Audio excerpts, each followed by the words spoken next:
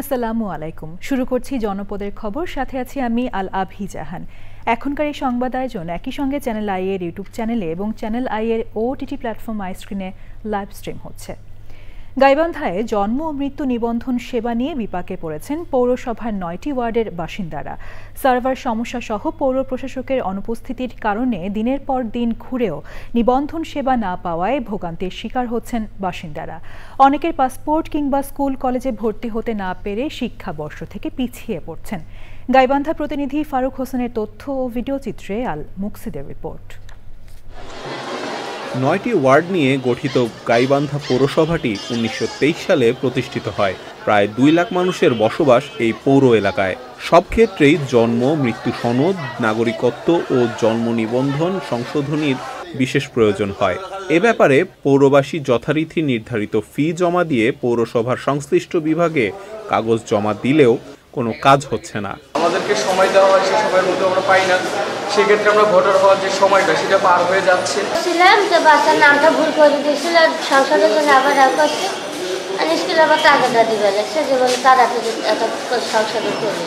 পৌরসভায় জন্ম ও মৃত্যু নিবন্ধন সেবা নিতে আসা ব্যক্তিরা নানা ভোগান্তির শিকার হচ্ছে বলে অভিযোগ তোলেন। একটা জন্ম নিবন্ধন নিতে যদি আমার 1 মাসের উপরে সময় লাগে, তাহলে আমি তো একজন স্টুডেন্ট, আমি কতবার এখানে আসবো বলে?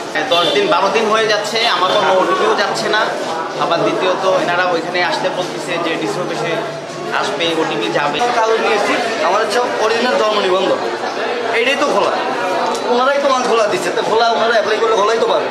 প্রতিটি নাগরিক সেবা দ্রুত ও আন্তরিকতার সাথে নিশ্চিত করা হচ্ছে বলে জানান পৌরসভার নির্বাহী কর্মকর্তা। মাঝে মধ্যে আমাদের সার্ভারের সমস্যা হচ্ছে। সার্ভারের সমস্যা হওয়ার কারণে দেখা যায় যে 2 দিন বা 3 দিন সার্ভার যদি বন্ধ থাকে, তাহলে দেখা যায় যে এই 2-3 দিনে প্রায় 400-500 জন্ম নিবন্ধন পেন্ডিং হয়ে যায়। আর এটা কাভার করতে যায় 10-15 দিন পর্যন্ত, অনেক ক্ষেত্রে 120 দিন পর্যন্ত লেগে যাচ্ছে। নাগরিক ভোগান্তির হাত থেকে পৌরবাসীকে রক্ষায় কর্তৃপক্ষ দ্রুত ও কার্যকর ব্যবস্থা নেবে, এমনটাই আশা ভুক্তভোগী সহ সকলের। আল মুকসিদ, চ্যানেল আই। নির্ধারিত 15ই সেপ্টেম্বরের পরিবর্তে 28শে সেপ্টেম্বর রাকসু নির্বাচন অনুষ্ঠিত হবে। আজ দুপুরে তথ্য জানান রাকসুর প্রধান নির্বাচন কমিশনার অধ্যাপক ডক্টর এফ নজরুল ইসলাম। এ সময় তিনি আরও বলেন, মনোনয়ন ফর্ম বিতরণের সময়সীমা 31শে আগস্ট পর্যন্ত বৃদ্ধি করা হয়েছে। হলগুলো থেকে ছাত্র শিক্ষার্থীদের দাবি যে আমাদের একাডেমিক ভবনে কেন্দ্র স্থাপন করতে হবে। আমরা সেটা করেছি, সে দাবিটাও মেনে নিয়েছি। তো সেগুলো করতে যে আমাদের যে পূর্ব ঘোষিত যে ইলেকশন সময় ছিল 15 সেপ্টেম্বর, সেটা আমরা রাখতে পারছি না। কারণ আমরা নির্বাচন কমিশন সুষ্ঠুভাবে, সুন্দরভাবে এবং নিরাপত্তার সঙ্গে এই নির্বাচনটা অনুষ্ঠিত করতে চাই। চাঁদপুরে বিএনপি নেতা আজম খানের বাড়িতে হামলা ও ভাঙচুরের অভিযোগ উঠেছে। জেলা বিএনপির কিছু নেতাকর্মী এ হামলা করেছেন বলে অভিযোগ করেছেন আজম খান। তার দাবি, হামলায় অন্তত 15 জন আহত হয়েছেন।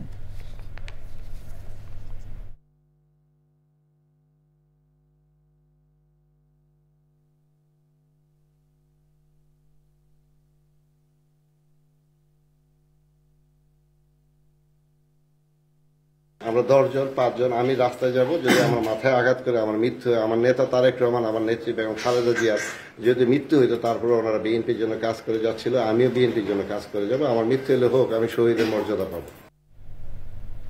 পবিত্র ঈদে মিলাদুন নবী সাল্লাল্লাহু আলাইহি ওয়াসাল্লাম উপলক্ষে চট্টগ্রামে শুরু হয়েছে যশনে জুলুস।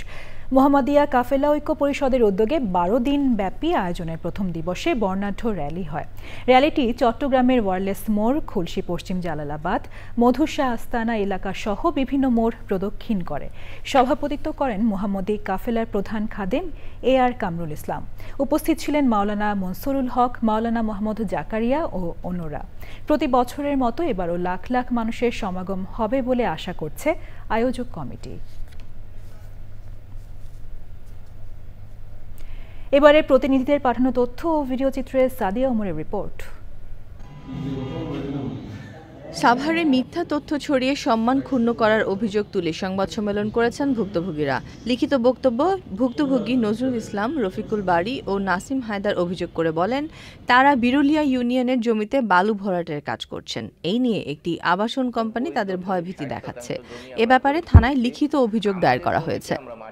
পিরোজপুরে হারানো মোবাইল ফোন ও হ্যাক হওয়া ফেসবুক অ্যাকাউন্ট উদ্ধার করে মালিকদের কাছে হস্তান্তর করেছে পুলিশ। পুলিশ সুপার কার্যালয়ে সংবাদ সম্মেলনে এ তথ্য জানান পুলিশ সুপার খান মোহাম্মদ আবু নাসের। নোয়াখালীর বেগমগঞ্জে অপহরণ করে মারধর ও প্রাণনাশের হুমকির প্রতিবাদে সংবাদ সম্মেলন করেছেন ভুক্তভোগী পরিবারের সদস্যরা। ঘটনার সাথে জড়িতদের বিচার দাবি করে প্রশাসনের হস্তক্ষেপ কামনা করেন তারা। নীলফামারীতে বাংলাদেশ সরকারি মাধ্যমিক শিক্ষক সমিতির কেন্দ্রীয় কর্মসূচির অংশ হিসেবে 5 দফা দাবিতে প্রধান উপদেষ্টা বরাবর জেলা প্রশাসকের কাছে স্মারকলিপি দিয়েছে জেলা শাখা। ময়মনসিংহ লায়ন্স ক্লাবের উদ্যোগে নগরীর কারাগার চত্বরে 4 শতাধিক ব্যক্তিকে ফ্রি ডায়াবেটিস পরীক্ষা ও রক্তচাপ ক্যাম্পেইন সেবা প্রদান করা হয়েছে। মেহেরপুর সদর উপজেলার আমদহ ইউনিয়ন পরিষদের উদ্যোগে বিভিন্ন শিক্ষা প্রতিষ্ঠানে ক্রীড়া সামগ্রী ও শিক্ষকদের মাঝে শিক্ষা উপকরণ বিতরণ করা হয়েছে। প্রধান অতিথি ছিলেন সদর উপজেলার নির্বাহী কর্মকর্তা। কিশোরগঞ্জ জেলা বিএনপির দ্বিবার্ষিক কাউন্সিল উপলক্ষে প্রস্তুতি সভা হয়েছে। জেলা শিল্পকলা একাডেমি মিলনায়তনে এই প্রস্তুতি সভা অনুষ্ঠিত হয়। ঝিনাইদহে বাড়িসহ জমি বিক্রয় করে দখলে না দিয়ে বিক্রেতাকে বিভিন্ন অপবাদ, চাঁদাবাজি সহ 6টি মিথ্যা মামলা দিয়ে হয়রানি করছে বলে অভিযোগ করে সংবাদ সম্মেলন করেছেন ক্রেতা আব্দুল ওহাব। নারী নির্যাতন প্রতিরোধ দিবস উপলক্ষে গাইবান্ধায় সমাবেশ ও র্যালি হয়েছে। Sadia Omar, channel I. জনপদের খবর আজকের মতো এই পর্যন্তই। পরবর্তী কৃষি সংবাদ দেখার আমন্ত্রণ জানিয়ে শেষ করছি। ধন্যবাদ সবাইকে।